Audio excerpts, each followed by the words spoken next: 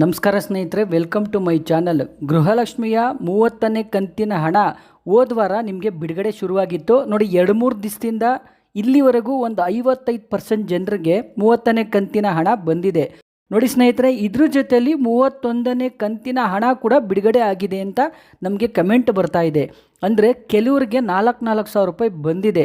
ಅಂದರೆ 29ನೇ ಕಂತಿನ ಹಣ ತಗೊಂಡಿರೋರಿಗೆ ಕೂಡ 31ನೇ ಕಂತಿನ ಹಣ ಬಿಡುಗಡೆ ಆಗಿದೆ ಅಂತ ನಮಗೆ ಮಾಹಿತಿ ಬರ್ತಾ ಇದೆ. ಖಂಡಿತ ಇದು ನಿಜಾನಾ ಅಥವಾ ಫೇಕ್ ನ್ಯೂಸಾ, ಇದ್ರ ಬಗ್ಗೆ ನಾವು ನಿಮಗೆ ತಿಳಿಸ್ಕೊಡ್ತಾ ಇದ್ದೀವಿ ಸ್ನೇಹಿತರೆ.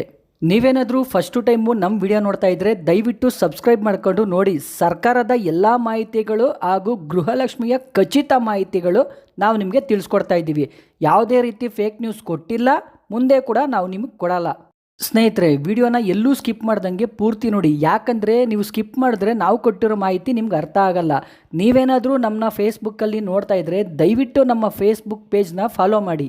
ಸಚಿವೆ ಲಕ್ಷ್ಮೀ ಹೆಬ್ಬಾಳ್ಕರ್ ಮೇಡಮೇ ಹೇಳಿಕೆ ನೀಡಿದರು ನೋಡಿ. ಸರ್ಕಾರದಿಂದ ನಮಗೆ ಅಂದರೆ ಮಹಿಳಾ ಮತ್ತು ಮಕ್ಕಳ ಕುಟುಂಬ ಕಲ್ಯಾಣ ಇಲಾಖೆಗೆ 2 ಕಂತಿನ ಹಣ, ಗೃಹಲಕ್ಷ್ಮಿಯ 2 ಕಂತಿನ ಹಣ 30 ಹಾಗೂ 31ನೇ ಕಂತಿನ ಹಣ ಏನಿದೆ 5,000 ಕೋಟಿ ರೂಪಾಯಿ ಹೆಚ್ಚು ಕಮ್ಮಿ ನಮ್ಮ ಖಾತೆಗೆ ಬಂದು ಜಮೆ ಆಗಿದೆ. ನಾವು ಈಗಾಗಲೇ 30ನೇ ಕಂತಿನ ಹಣ ಏನಿದೆ ಅದನ್ನು ಬಿಡುಗಡೆ ಮಾಡಿಬಿಟ್ಟಿದ್ದೀವಿ. ಒಂದು 3-4 ದಿವಸದಲ್ಲಿ ನಿಮಗೆ 31ನೇ ಕಂತಿನ ಹಣ 2,000 ರೂಪಾಯಿ ಏನಿದೆ ಅದನ್ನು ಕೂಡ ನಾವು ನಿಮಗೆ ಬಿಡುಗಡೆ ಮಾಡಿದ್ದೀವಿ, ಅಂದರೆ ಮಾಡ್ತೀವಿ ಅಂತ ಸಚಿವೆಯವರು ಹೇಳಿಕೆ ನೀಡಿದರು. ಅವರು ಹೇಳಿಕೆ ನೀಡಿ ಕರೆಕ್ಟಾಗಿ 8 ದಿವಸ ಆದಮೇಲೆ ನಿಮಗೆ 30ನೇ ಕಂತಿನ ಹಣ 2,000 ರೂಪಾಯಿ ಏನಿದೆ ಅದು ಬಿಡುಗಡೆ ಆಯಿತು. ಹಾಗಾದರೆ ಯಾವ ತಿಂಗಳ ಕಂತಿನ ಹಣ ನಿಮ್ಮ ಖಾತೆಗೆ ಜಮೆ ಆಯಿತು ನೋಡಿ ಸ್ನೇಹಿತರೆ, ಅದು ಮಾರ್ಚ್ ತಿಂಗಳ ಕಂತಿನ ಹಣ. ಸರ್ಕಾರದಿಂದ ಇನ್ನು ಎಷ್ಟು ಕಂತಿನ ಹಣ ನಿಮ್ಮ ಖಾತೆಗಳಿಗೆ ಇವಾಗವರೆಗೂ ಬರಬೇಕು?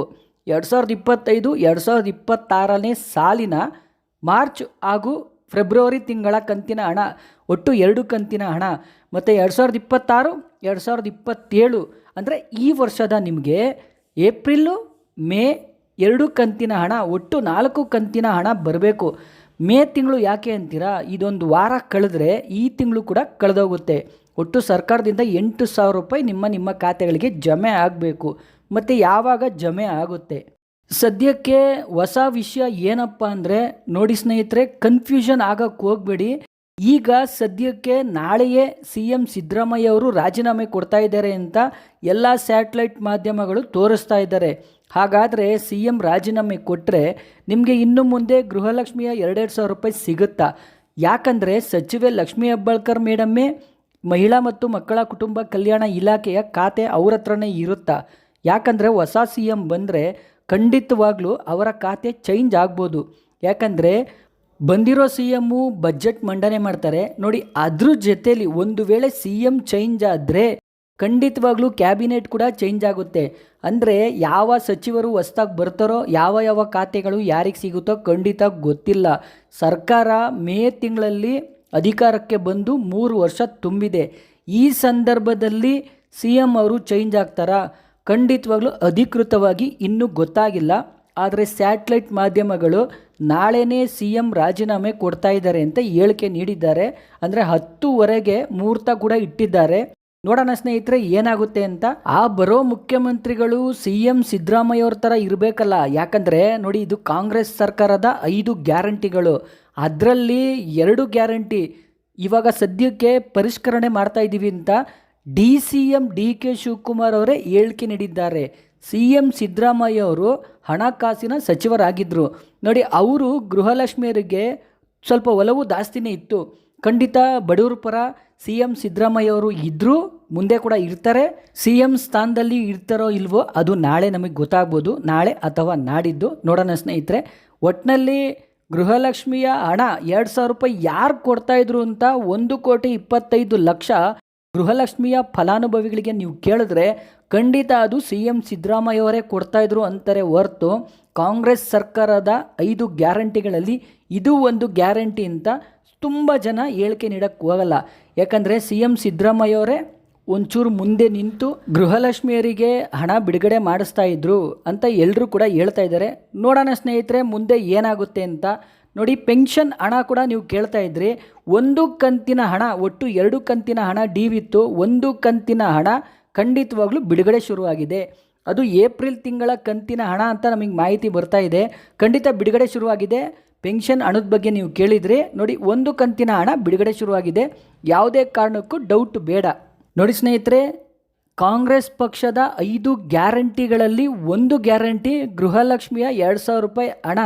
ನೋಡಿ, ಇವಾಗ 31ನೇ ಕಂತಿನ ಹಣ ನಿಮಗೇನಾದರೂ ಬೇಕಾಗಿದ್ದರೆ ನೀವು ಇವತ್ತಿಂದನೇ ಬೆಂಗಳೂರಿನಲ್ಲಿ ಹೋಗಿ ನಿಮ್ಮ ತಂಬನ್ನ ಕೊಟ್ಟು ಅಪ್ಡೇಟ್ ಮಾಡಿಸ್ಕೋಬೇಕು ಅಂತ ಎಲ್ಲರೂ ಹೇಳ್ತಾ ಇದ್ದಾರೆ. ಹಾಗಾದರೆ ಇದು ನಿಜನಾ? ಬೆಂಗಳೂರಿಗೆ ಹೋಗ್ಬೇಕಾ ಅಥವಾ ನೀವು ಪೋಸ್ಟ್ ಆಫೀಸ್ಗಳಿಗೆ ಹೋಗ್ಬೇಕಾ, ಗ್ರಾಮವನ್ಗೆ ಹೋಗ್ಬೇಕಾ? ನೋಡಿ, ಇವತ್ತಿಂದ ನೀವು ಹೋಗಿಲ್ಲ ಅಂದರೆ ನಿಮ್ಮ ಖಾತೆಗಳಿಗೆ 2,000 ರೂಪಾಯಿ ಬರಲ್ಲ, 100% ಬರಲ್ಲ. ನೀವು ಹೋಗಲೇಬೇಕು ಅಂತ ಎಲ್ಲರೂ ಹೇಳ್ತಾ ಇದ್ದಾರೆ. ದಯವಿಟ್ಟು ಒಂದು ಅರ್ಥ ಮಾಡ್ಕೊಳ್ಳಿ, ಸರ್ಕಾರದಿಂದ ಯಾವುದೇ ಕಾರಣಕ್ಕೂ ಇವಾಗವರೆಗೂ ಈ ಕ್ಷಣದವರೆಗೂ ಅಧಿಕೃತ ಮಾಹಿತಿ ಬಂದಿಲ್ಲ. ಮಾಹಿತಿ ಏನಾದರೂ ಬಂದರೆ ನಾವು ನಿಮಗೆ ತಿಳಿಸ್ಕೊಡ್ತೀವಿ. ಅಂದರೆ ನೋಡಿ, ಇಲ್ಲಿ ಹೇಳಿಕೆ ನೀಡಿದ್ದಾರೆ ಯಾರು, ಡಿ.ಕೆ. ಶಿವಕುಮಾರ್ ಅವರು. ಗೃಹಲಕ್ಷ್ಮಿಯಲ್ಲಿ 100 ಕೋಟಿ ರೂಪಾಯಿ ಹಣ ವ್ಯತವಾಗಿ ಹೋಗ್ತಾ ಇದೆ ಅಂತ. ಏನಪ್ಪ ಹಂಗಂದರೆ ನೋಡಿ ಸ್ನೇಹಿತರೆ, ಈ ತೀರೋಗಿರ್ತಾರಲ್ಲ ಅವರವರ ಖಾತೆಗೆ 2,000 ರೂಪಾಯಿ ವೇಸ್ಟಾಗಿ ಹೋಗ್ತಾ ಇದೆ ಅಂತ ಡಿ.ಸಿ.ಎಂ ಡಿ.ಕೆ. ಶಿವಕುಮಾರ್ ಅವರು ಈ ಥರ ಹೇಳಿಕೆ ನೀಡಿದ್ದಾರೆ. ನಿಜವಾಗ್ಲೂ ಅದೇನು ತಪ್ಪಲ್ಲ. ಖಂಡಿತ ಯಾರಾದರೂ ತೀರೋಗಿದ್ದರೆ ಅವ್ರ ಹೆಸರಲ್ಲಿ 2,000 ರೂಪಾಯಿ ಹೋಗ್ತಾ ಇದ್ದರೆ ಖಂಡಿತವಾಗ್ಲೂ ಅದನ್ನು ಸರ್ಕಾರ ತಡಿಬೇಕು. ನೋಡಿ, ಅದಕ್ಕೆ ಅಂತಲೇ ಮರಣ ಪ್ರಮಾಣ ಪತ್ರ ಕೂಡ ಕೊಟ್ಟಿರ್ತಾರೆ. ಖಂಡಿತವಾಗ್ಲೂ ಸರ್ಕಾರಕ್ಕೆ ಅದು ಸಿಗುತ್ತೆ, ಅಪ್ಡೇಟ್ ಇರುತ್ತೆ. ಅದನ್ನು ನೋಡಿಕೊಂಡು ಸರ್ಕಾರ ಯಾರು ಡೆತ್ ಆಗಿದ್ದಾರೆ ಆ 2,000 ರೂಪಾಯಿನ ಅಲ್ಲಿ ತಡೆ ಹಿಡಿಬೋದು. ಖಂಡಿತ ಅದನ್ನ ಬಿಟ್ಬಿಟ್ಟು ನೀವು ಗೃಹಲಕ್ಷ್ಮಿಯ 2,000 ರೂಪಾಯಿ ಹಣ ಬೇಕು ಅಂದರೆ ಮೊದಲು ಹೋಗ್ಬಿಟ್ಟು ಯಾವ ಥರ ಅಪ್ಲಿಕೇಶನ್ ಹಾಕ್ತಾಯಿದ್ರಿ, ಇವಾಗೂ ಅದೇ ಥರ ಅಪ್ಲಿಕೇಶನ್ ಹಾಕಿ ನೋಡಿ, ಬೆಂಗಳೂರಿಗೆ ಹೋಗಿ ಅಥವಾ ಗ್ರಾಮವನ್ಗೆ ಹೋಗಿ ಅಥವಾ ಇಲ್ಲೋಗಿ ಅಲ್ಲೋಗಿ ಅಂತ ಹೇಳೋದಕ್ಕಿಂತ ಸರ್ಕಾರ ಈ ಥರ ಮಾಡ್ಬೋದು ಅಂತ ಗೃಹಲಕ್ಷ್ಮಿಯವರು ಹೇಳ್ತಾ ಇದ್ದಾರೆ, ಹಾಗೂ ಸಾರ್ವಜನಿಕರು ಹೇಳ್ತಾ ಇದ್ದಾರೆ. ಇನ್ನಿರೋದು 2 ವರ್ಷ. ಇವತ್ತವರೆಗೂ ಏನು ಕೊಟ್ಟರೆ 2,000 ರೂಪಾಯಿ ಅದೇ ಥರ ಇನ್ನು ಮುಂದೆ ಕೂಡ ಕೊಡಿ. ಯಾಕಂದರೆ ನೋಡಿ, ಎಲ್ರಿಗೂ ಸಿಗಲ್ಲ. ಮತ್ತೆ ಎಲ್ಲರೂ ಕೆಲಸ ಬಿಟ್ಟು ಹೋಗಿ ಲೈನ್ ಉದ್ದಕ್ಕೂ ಕ್ಯೂ ನಿಂತ್ಕೊಂಡು ಮತ್ತೆ ಇವ್ರು ಕೊಡೋವರೆಗೂ ಕಾದು, ಯಾಕಂದರೆ ಕೆಲವರು ಇದ್ರ ಮೇಲೆ ಡಿಪೆಂಡ್ ಆಗಿಬಿಟ್ಟಿರ್ತಾರೆ. 2,000 ರೂಪಾಯಿ ಖಂಡಿತವಾಗ್ಲೂ ಮಧ್ಯಮ ಕುಟುಂಬದವ್ರಿಗೆ ತುಂಬ ದೊಡ್ಡ ಹಣ ಆಗಿರುತ್ತೆ. ಹಾಗಾಗಿ ನಾವು ಕೂಡ ಸರ್ಕಾರ ಕೇಳ್ಕೊಳ್ಳೋದು ಇಷ್ಟೇ, ಯಥಾ ಪ್ರಕಾರ ಏನಿರುತ್ತೆ ಅದು ಇರೋಕ್ಕೆ ಬಿಡಿ ಸರ್. ಖಂಡಿತವಾಗ್ಲೂ ಯಾರು ಡೆತ್ ಆಗಿರ್ತಾರೆ ಅವರ ಖಾತೆಗಳಿಗೆ ಜಮೆ ಆಗದಿರೋ ಥರ ನೋಡ್ಕೊಳ್ಳಿ. ಲಕ್ಷ್ಮೀ ಹೆಬ್ಬಾಳ್ಕರ್ ಮೇಡಮ್ ಅವರೇ ಒಂದು ಹೇಳಿಕೆ ನೀಡಿದ್ದಾರೆ. ಯಾರು ಮನೆಯಲ್ಲಿ ಅಂದರೆ ಈ ಗೃಹಲಕ್ಷ್ಮಿ ತಗೋತಾ ಇರ್ತಾರಲ್ಲ ಯಜಮಾನಿ, ತಾಯಿ ಆಗಿದ್ದರೆ ತೀರೋಗಿದ್ರೆ ಮಗಳು ಕೂಡ ಹೋಗಿ ಡೆತ್ ಸರ್ಟಿಫಿಕೇಟ್ನ ಅಪ್ಡೇಟ್ ಮಾಡಿಸಿ ಇವ್ರ ಖಾತೆಗೆ ಬರೋ ಥರ ಮಾಡ್ಕೋಬೋದು. ಸೊಸೆ ಆಗಿದ್ದರೆ ಅತ್ತೆದು ಡೆತ್ ಸರ್ಟಿಫಿಕೇಟ್ ಕೊಟ್ಬಿಟ್ಟು ಸೊಸೆ ಖಾತೆಗೆ ಬರೋ ಥರ 2,000 ರೂಪಾಯಿ ಮಾಡ್ಕೋಬೋದು ಅಂತ ಸಚಿವೆ ಲಕ್ಷ್ಮೀ ಹೆಬ್ಬಾಳ್ಕರ್ ಮೇಡಮೇ ಹೇಳಿಕೆ ನೀಡಿದ್ದಾರೆ. ನೋಡೋಣ ಸ್ನೇಹಿತರೆ, ಇದು ಕೂಡ ಮುಂದೆ ಏನಾಗುತ್ತೆ ಕಾದು ನೋಡೋಣ. ನೋಡಿ ಸ್ನೇಹಿತರೆ, ಯಾರಿಗೆಲ್ಲ ಇನ್ನೂ 30ನೇ ಕಂತಿನ ಹಣ ಬಂದಿಲ್ಲ ದಯವಿಟ್ಟು ತಲೆ ಕೆಡಿಸ್ಕೊಳ್ಳೋಕೆ ಹೋಗಬೇಡಿ. ಒಂದು 2-3 ದಿವಸದಲ್ಲಿ ನಿಮ್ಮ ಖಾತೆಗಳಿಗೆ ಜಮೆ ಆಗುತ್ತೆ. ಯಾರಿಗೆಲ್ಲ 4,000 ರೂಪಾಯಿ ಬಂದಿದೆ ಅಂದರೆ 29ನೇ ಕಂತಿನ ಹಣ ಯಾರಿಗೆಲ್ಲ ಬಂದಿರಲಿಲ್ಲ ಅವರಿಗೆ 29, 30 2 ಕಂತಿನ ಹಣ 4,000 ರೂಪಾಯಿ ಬಂದಿದೆ. ಸದ್ಯಕ್ಕೆ ಲಕ್ಷ್ಮೀ ಹೆಬ್ಬಾಳ್ಕರ್ ಮೇಡಮ್ ಹೇಳಿರೋ ಪ್ರಕಾರ 31ನೇ ಕಂತಿನ ಹಣ ಇನ್ನೂ ಬಿಡುಗಡೆ ಹಂತಕ್ಕೆ ಬಂದಿಲ್ಲ, ಬಿಡುಗಡೆ ಕೂಡ ಆಗಿಲ್ಲ. ಇದು ಮಾತ್ರ ಕರೆಕ್ಟ್ ನ್ಯೂಸ್ ಇದೆ. ಯಾವುದೇ ಕಾರಣಕ್ಕೂ ಇದು ಫೇಕ್ ಅಲ್ಲ, ಇನ್ನೂ ಬಿಡುಗಡೆನೇ ಆಗಿಲ್ಲ, ಆ ಹಂತಕ್ಕೆ ಕೂಡ ಬಂದಿಲ್ಲ ಸ್ನೇಹಿತರೆ, ತಲೆ ಕೆಡ್ಸ್ಕೊಳ್ಳೋಕೆ ಹೋಗಬೇಡಿ. ಇದೇ ಥರ ಇನ್ನೂ ಗೃಹಲಕ್ಷ್ಮಿಯ ಖಚಿತ ಮಾಹಿತಿಗಾಗಿ TV2 ನ್ಯೂಸ್ ಚಾನಲನ್ನು ಸಬ್ಸ್ಕ್ರೈಬ್ ಮಾಡಿಕೊಳ್ಳಿ. TV2 ನ್ಯೂಸ್ ನಿತ್ಯ ನಿರಂತರ ನಿಮ್ಮೊಂದಿಗಿರುತ್ತದೆ ಸ್ನೇಹಿತರೆ. CM ಬದಲಾವಣೆ ವಿಚಾರ ನಿಜವಾಗ್ಲೂ ಕಾಂಗ್ರೆಸ್ ಸರ್ಕಾರಕ್ಕೆ ಬಿಟ್ಟಿದ್ದು, ನೋಡೋಣ ಸ್ನೇಹಿತರೆ ಏನಾಗುತ್ತೆ ಅಂತ. ಒಟ್ಟಿನಲ್ಲಿ ಪಂಚ ಗ್ಯಾರಂಟಿಗಳು ಯಾವುದೇ ಕಾರಣಕ್ಕೂ ಕಾಂಗ್ರೆಸ್ ಸರ್ಕಾರ ಇರುವವರೆಗೂ ನಿಲ್ಲಿಸಲ್ಲ, ತಲೆ ಕೆಡ್ಸ್ಕೊಳ್ಳೋಕೆ ಹೋಗಬೇಡಿ.